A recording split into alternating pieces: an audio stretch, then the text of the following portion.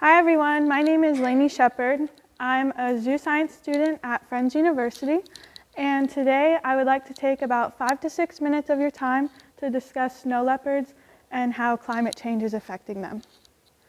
So let's start by defining what climate change really is. Climate change is a change in global or regional climate patterns, specifically attributed to an increase in CO2 levels produced from fossil fuels. So to put that in simple terms, basically the Earth is just gradually getting warmer. Snow leopards are primarily found in the mountainous regions of China, specifically in the Himalayan region. As the climate becomes gradually warmer, they're being forced to move higher up into the mountains, so this can create many problems for them. So how many of you have a sibling? Oh wow, a lot of you. Okay, so for those of you who do, just imagine being forced to stay in one room with them for the rest of your lives. Not very ideal, right? As much as you love your sibling, you need your space, your own space, and can't be with them all the time. So snow leopards are very similar. Although they're the same species, each snow leopard needs their own amount of space, but due to being forced into higher regions where space is limited, they're all running into each other's territory.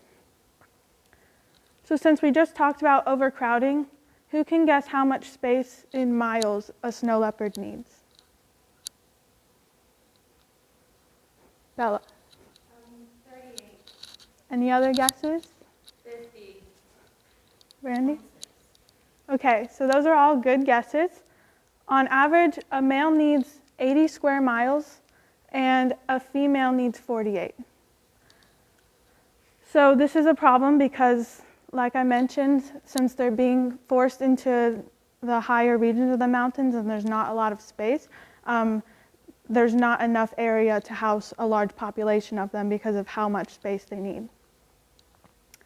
Now let's imagine you had to feed a group of 20 people, but you only had enough food for 10. So the portion sizes would have to be very small, and it would not be enough to satisfy each individual. This is a problem snow leopards are running into. Their territories are overlapping, making it difficult to get food. The food they eat also don't have to go up as high into the mountains because they don't overheat as easily, so they can just stay where they are. And so it's making things even tougher. They not only have limited food supplies, but then they're also competing with the other leopards for food. Another big issue caused by climate change has to do with their fur. Their fur is very thick since it's usually used to keep them warm. But as temperatures rise, their thick fur is actually causing them to overheat. To put this into perspective, think of when you get hot during the summer. You could eat something cold, go swimming, turn on a fan. You have ways to cool your body temperature down a little bit. Snow leopards don't have that kind of luxury since they're just an animal, so they overheat without having ways to cool their body. For comparison, human skin is about 0.07 inches thick, and a snow leopard is between 2 and 4.7 inches thick. So that's about 30 to 60 times thicker than human skin, which is a big difference. More than half the world's snow leopard population is threatened by climate change today.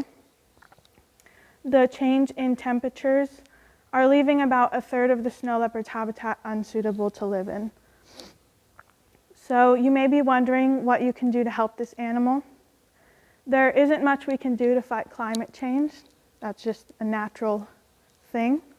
But you can purchase memberships to conservation programs or donate to charities. Those are both great ways to help. You can also adopt a snow leopard through the Snow Leopard Trust or sign a petition to boost conservation efforts. Are there any questions? Brandy? So if they're like always running into each other, maybe they're like living sisters, is there a lot of competition between them? Yeah, they compete for food, and also since they need their own space, they're overlapping and they're competing for space and territory. Do the families like live together though at the start when they're young, or does the mom just send the cubs off on their own? Um, I'm pretty sure snow leopards are like solitary animals, so when they're born, the mom probably stays with them for when they're younger, and then when they're ready, she sends them off to live on their own. Good?